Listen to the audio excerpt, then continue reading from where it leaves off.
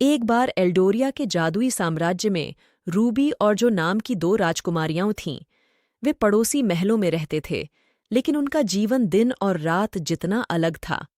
राजा Alexander की बेटी राजकुमारी Ruby नौकरों और चमचमाते झूमरों से भरे एक भव्य महल में रहती थी।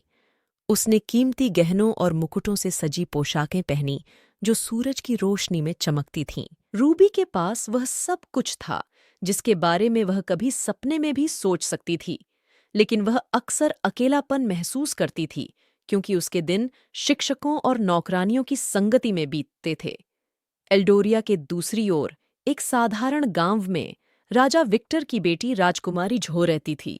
झो का महल छोटा था और उसके कपड़े साधारण थे, लेकिन उसका दिल बड़ा था और खुशी से भरा था। वह गांव के बच्चों के साथ घास के मैदानों में खेलती थी, हंसी मजाक करती थी और खूबसूरत यादें बनाती थीं। एक दिन एल्डोरिया में एक भव्य उत्सव की घोषणा की गई और दोनों राजकुमारियों को आमंत्रित किया गया। राजकुमारी रूबी अपने शानदार गाउन और प्रभावशाली गाड़ी का प्रदर्शन करने के लिए इंतजार नहीं कर सकती थी, जबकि राजकुमारी जो अपने दोस्तों के साथ नृत्य करने और जश्न मनाने के मौके का बेसब्री से इंतजार कर रही थी। जैसे ही त्योहार का दिन आया, राजकुमारी रूबी राजसी घोड़ों द्वारा खींची गई एक सुनहरी गाड़ी में पहुंची। वह एक गाउन में सजी हुई थी जो सितारों की तरह चमक रहा था और आसपास मौजूद सभी लोगों का ध्यान अपनी ओर खींच रहा था।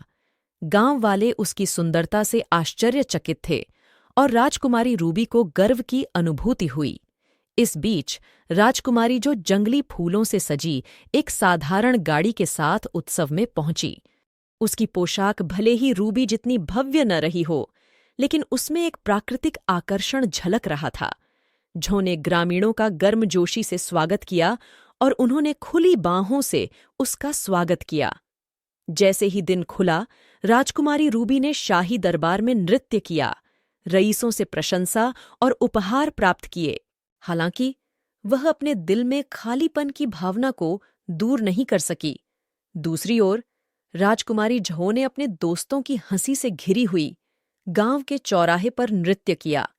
उसे एक सच्ची खुशी महसूस हुई जो पैसों से नहीं खरीदी जा सकती।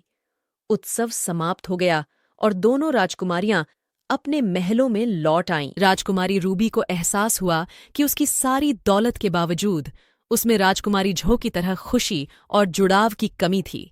उसने गांव में झो से मिलने का फैसला किया और वहां झो के जीवन की सादगी में रूबी को सच्चा खजाना मिला, दोस्ती और प्यार।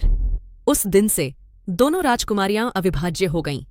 राजकुमारी रूबी ने सादगी का मूल्य सीखा और राजकुमारी झो ने दयालुता की सुंदरता की खोज की। साथ में उन्होंने एल्डोरिया में सद्भाव लाया, सभी को सिखाया कि सच्ची संपत्ति सोने और गहनों में नहीं बल्कि दिल की समृद्धि में निहित है। और इसलिए एल्डोरिया राज्य में अमीर राजकुमारी और गरीब राजकुमारी की कहानी एक किंवदंती बन गई, जिसने सभी को याद दिलाया कि खुशी सबसे सरल चीजों और सबसे प्यारी दोस्ती में पाई जाती है।